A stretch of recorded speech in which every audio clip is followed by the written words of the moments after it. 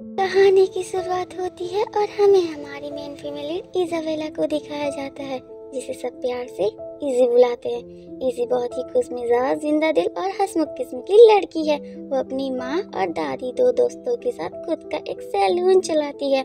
अगले ही पल हमें इजाबेला को दिखाया जाता है, जो अपने सैलून की तरफ उठ रहे धुएं को देखकर हैरानी से उसकी तरफ भागती है। माँ उसकी दोनों दोस्तों की गैर जिम्मेदारी की वजह से आग लग गई थी। इजाबेला वहाँ आग बुझाती है, तभी रूम ओनर का बटलर आता है और उसे इस गलती के लिए उनसे पैसे मांगने लगता है। इजाबेला ने अपने वर्ल्ड टूर के लिए जो पैसे बचा कर रखे थे उसे वो दे देती है और वो वहाँ से चला जाता है। अगले दिन इजाबेला की मुलाकात हमारी कहानी की मेन लीड, जो कि लाविनिया का प्रिंस होता है, उससे होती है।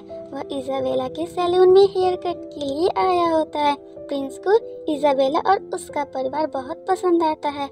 वह उनके साथ एक अच्छा समय बिताता है और उनसे मिलने का बोलकर चला जाता है। अगले ही दिन प्रिंस का बटलर इजाबेला के लिए प्रिंस की शादी में काम करने का कॉन्ट्रैक्ट लेकर आता है। इजाबेला की माँ तो नहीं चाहती है कि इजाबेला वहाँ जाए, पर एक बेटी की जिद के कारण उसे झुकना ही पड़ता है।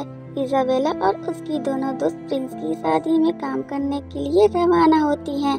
स्वागत के लिए बटलर गेट पर ही खड़ा होता है, उन्हें उनका रूम दिखाता है और वो आराम करने का बोलकर वहाँ से चला जाता है। इजाबेला और उनके दोनों दोस्तों का हेडमेड मेकअप का टेस्ट लेती है, जिसमें इजी तो पास हो जाती है, पर उनकी दोनों दोस्तों ने फनी मेकअप किया होता है और वह खड़ूस हेडमेड उन दोनों की क्लास लगा देती है।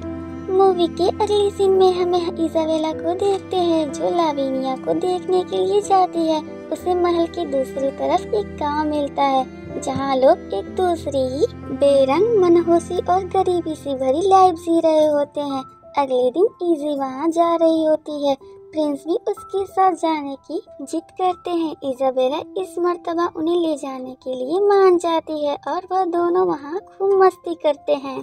दूसरी मर्तबा जब इजाबेला और प्रिंस दोबारा वहां जाते हैं तो उनके लिए खिलौने, किताबें और कपड़े लेकर जाते हैं। इजी उनके लिए खाना बनाकर भी लेकर जाती है और उनका हेयर कट भी करती है। प्रिंस को बहुत अच्छा लगता है ये सब करके। जब प्रिंस बच्चों को कहानियाँ सुना रहा था, तभी कोई प्रिंस और एलिजाबेल की फोटो खींचकर अखबार में छपवा देता है। प्रिंस की मॉम डैड बटलर को बोलकर इजी को निकलवा देते हैं। जब ये बात प्रिंस को पता चलती है तो वह एलिजाबेला को रोकने के लिए आता है, पर एलिजाबेल नहीं रुकती है। शादी का समय भी आ जाता है, सभी लोग तैयारियां कर रहे होते हैं। एलिजाबेल की दोनों दोस्त भी ब्राइड को सजा रही होती है और प्रिंस को बटलर तैयार कर रहा होता है और बोलता है कि इस लाइफ का कोई मतलब नहीं है जब तक हम हमारे पसंदीदा इंसान के साथ ना रहें, और बोलता है कि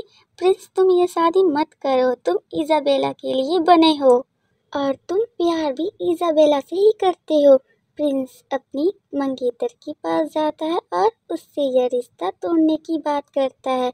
वह भी बोलती है मुझे भी अभी शादी नहीं करनी है। प्रिंस खुश होता है और इजाबेला के लिए निकल पड़ता है। यहाँ इजाबेला अपने घर आकर अपनी पुरानी लाइफ स्टार्ट कर देती है। तभी एक रात प्रिंस घोड़े पर बैठकर आता है और इजाबेला से अपने प्यार का इजहार करता है। दोनों साथ में किस करते हैं और घोड़े पर बैठकर चले जाते हैं। इसी हैप्पी एंडिंग के साथ ये मूवी खत्म होती है।